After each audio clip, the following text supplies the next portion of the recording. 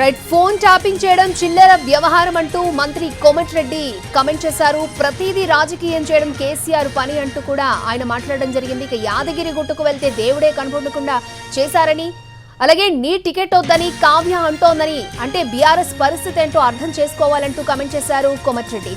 BRS లో కేసీఆర్, కేటీఆర్, హరీష్ మాత్రమే మిగులుతారంటూ comment చేశారు. కోమటిరెడ్డి ఎంపీ ఎన్నికల తర్వాత హరీష్ రావు బీజేపీలో చేరతారంటూ హాట్ కామెంట్ చేశారు.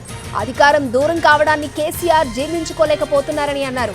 అలాగే ప్రభుత్వాన్ని కూలగొడతామని అంటే ప్రజలు తిరగబడతారంటూ కూడా చెప్పారు. అవసరమైతే బీజేపీ 8 మంది ఎమ్మెల్యేలు కూడా కాంగ్రెస్ లోకి వస్తారంటూ కూడా కోమటిరెడ్డి కామెంట్ చేశారు. కేసీఆర్ కుటుంబాన్ని జైల్లో పెడితే సీఎం రేవంత్ డబుల్ బెడ్రూమ్ సరిపోతుందని అనుకున్నారని, కానీ జైల్లో ప్రగతి భవన్ కట్టాల్సి వస్తుందేమో అంటూ కామెంట్ చేశారు కోమటిరెడ్డి.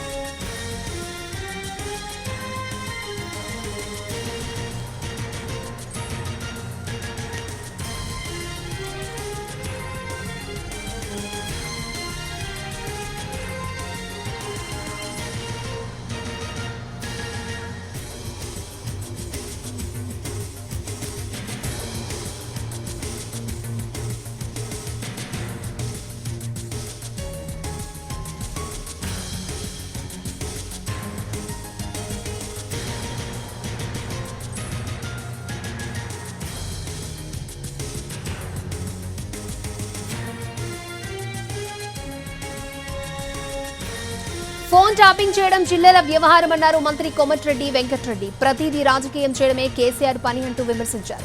యాదగిరి గుట్టుకు వెళ్తే దేవుడే కనపడకుండా చేశారని మండిపడ్డారు. కేసీఆర్ ఇచ్చిన టికెట్ వద్దని కావ్య అంటున్నారంటే బీఆర్ఎస్ సిచ్యువేషన్ ఏంటో అర్థం చేసుకోవాలన్నారు. బీఆర్ఎస్ లో కేసీఆర్, కేటీఆర్, హరీష్ మాత్రమే మిగులుతారని చెప్పారు. ఎంపీ ఎన్నికల తర్వాత హరీష్ రావు బీజేపీలో చేరతారని అన్నారాయన.